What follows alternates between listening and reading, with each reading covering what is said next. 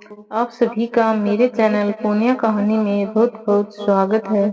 चल रहा है सितंबर माह की 18 तारीख से श्राद्ध शुरू हो जाएंगे। आज हम जानेंगे क्या श्राद्ध में सभी को पिंडदान करना आवश्यक है। अगर हम पिंडदान नहीं करते तो हमारे पूर्वज हमें श्राप देते हैं। श्राद्ध हमारे लिए क्यों आवश्यक है। धर्म शास्त्रों ने श्राद्ध न करने से जिस भीषण कष्ट का वर्णन किया है वह अत्यंत मार्मिक है। इसलिए शास्त्रों में पितृपक्ष में पूर्वजों का श्राद्ध करने को बहुत ही आवश्यक बताया गया है। आमतौर पर जीव इस जीवन में पाप भी करते हैं और पुण्य भी करते हैं। पुण्य का फल जहाँ स्वर्ग मिलता है वहीं पाप का फल नरक के रूप में मिलता है। स्वर्ग नरक भोगने के बाद जीव को फिर से अपने कर्मों के अनुसार 84 लाख योनियों में भटकना पड़ता है। पुण्यात्मा देव योनि या मनुष्य योनि प्राप्त करते हैं और पापात्मा पशु पक्षी कीट पतंगे आदि तिर्यक योनि को प्राप्त होते हैं। इसलिए शास्त्रों के अनुसार पुत्र पौत्रादि का यह कर्तव्य है कि वे अपने मृत माता पिता और पूर्वजों के लिए श्रद्धा पूर्वक कुछ ऐसे शास्त्रों कर्म करे जिनसे उन मृत प्राणियों को परलोक में अथवा अन्य योनियों में भी सुख प्राप्त हो सके। सनातन धर्म में पितृऋण से मुक्त होने के लिए परिवार के मृत प्राणियों का श्राद्ध करने को अत्यंत ही आवश्यक बताया गया है।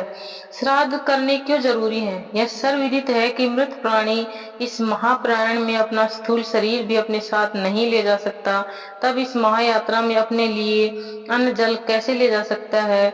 उस समय उसके सगे संबंधी श्राद्ध विधि से उसे जो कुछ देते हैं वही उसे मिलता है।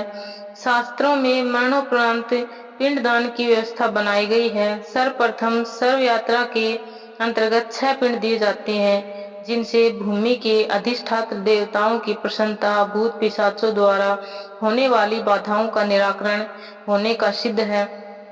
इसके साथ ही 10 गात्र में दिए वाले 10 पिंडों के द्वारा जीव को अतिवाहिक सूक्ष्म शरीर की प्राप्ति होती है। यह मृत व्यक्ति की महायात्रा के प्रारंभ की बात है। अब आगे उसे रास्ते के भोजन अन्न जल आदि की आवश्यकता पड़ती है जो पितृपक्ष में दिए जाने वाले पिंडदान और श्राद्ध में दिए जाने वाले अन्न से उसे प्राप्त होता है। यदि पुत्र पौत्रादि सगे संबंधी उसे ये सब न दे तो भूख प्यास से उसे दुख होता है। इस प्रकार जब श्राद्ध न करने से मृत प्राणी को अनेक कष्टों का सामना करना पड़ता है तो श्राद्ध न करने वाले मृत प्राणी के सगी संबंधियों को भी कदम कदम पर कष्ट और अनेक पीड़ाओं का सामना करना पड़ता है। शास्त्रों ने तो यहाँ तक कहा है कि मृत प्राणी बाध्य होकर श्राद्ध न करने वाले अपने सगे संबंधियों का रक्त चूसने लगते हैं, साथ ही पितृ श्राप भी देते हैं। उपनिषदों में भी कहा गया है कि देवता और पितरों से संबंधित कार्यों में मनुष्य को कदापि प्रमाद नहीं करना चाहिए। यह अपने पूर्वजों के पुण्य स्मरण का दिन होता है।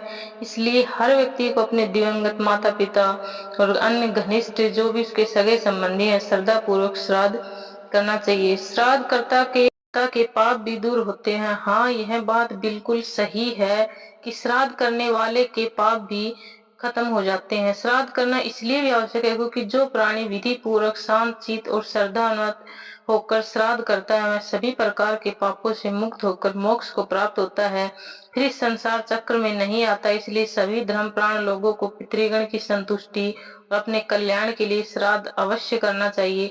इस संसार में श्राद्ध करने वालों के लिए श्राद्ध से श्रेष्ठ अन्य कोई कल्याणकारी उपाय नहीं है। इस तथ्य की पुष्टि हमारे धर्म ग्रंथों उपनिषद व वेदों में भी की गई है कि श्राद्ध करना हमारे लिए बहुत ही आवश्यक है।